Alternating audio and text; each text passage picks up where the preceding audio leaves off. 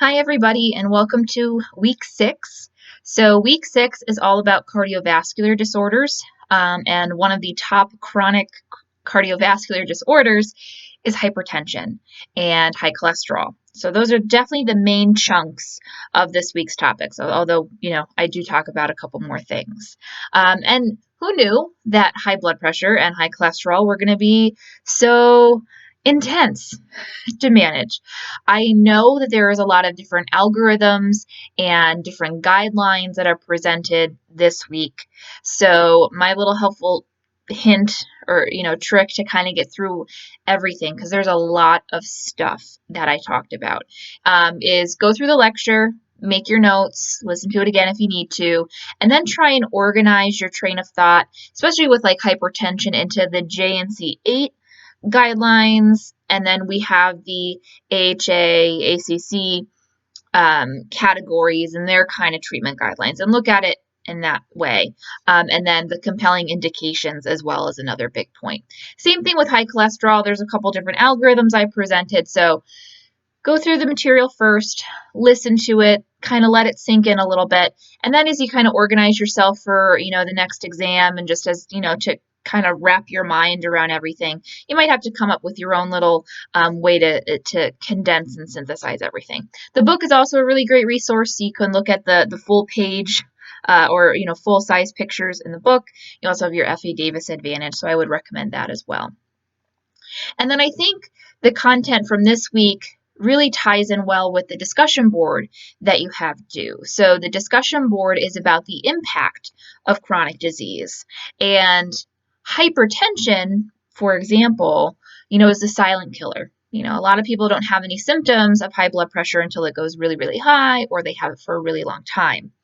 So, thinking of somebody with high blood pressure, it can be kind of hard to treat. And once again, it's not so much that the disease itself is hard to treat, but the person can be hard to treat, because now we've identified a problem the person didn't know they had, and they feel well otherwise, as if they're not getting headaches or chest pain or signs of end organ damage. They feel well, and then now here they are, now they have a problem. Now we're going to put them on a pill or 2 or 3 that may have side effects. That's going to make them feel less well. And now we have to have them come in all the time and be monitored, especially in the very beginning while we're titrating their medications. So that's a big impact on somebody's life, on a diagnosis that is just so commonplace to us, we don't really think about it too much. Like, oh, okay, they have hypertension. So just kind of think about it in the patient's shoes, especially, with somebody newly diagnosed with a chronic illness. And then certainly as time goes on, think about how it impacts them on a day-to-day basis. For, okay, high blood pressure. Did I take my pills today? Do I have money for pills? Did the doctor or provider or whoever increase them? What did they tell me? Okay. I'm on a diet now. I have to watch my salt. But I have I'm going out to dinner with, family that I haven't seen in forever, and I really want to have a nice dinner. Oh, this disease is really impacting me. Emotionally.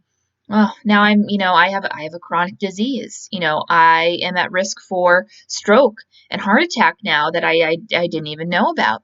So, something that, like I said, hypertension, we see it on people's histories all the time, but especially for the discussion board this week, try and reflect on what that's like being in a patient's shoes, especially if you don't have a chronic disease. If you do, then maybe you can relate to it a little bit better. But just try and see what it's like on their side. And that's really going to help you in the provider role and the nurse practitioner role, because you're going to be able to connect with the patient better, and really understand, what it is that they need. And I think nurses and nurse practitioners are fantastic with this anyways. We are really, really good at connecting people and really finding out, what it is that they need to do well and stay well. So that's one of our strengths. But anyway, as always, if you have any questions working through all the content this week or any week, please just, reach out, let me know. Hope you are all doing well, stay well, and we're almost halfway done.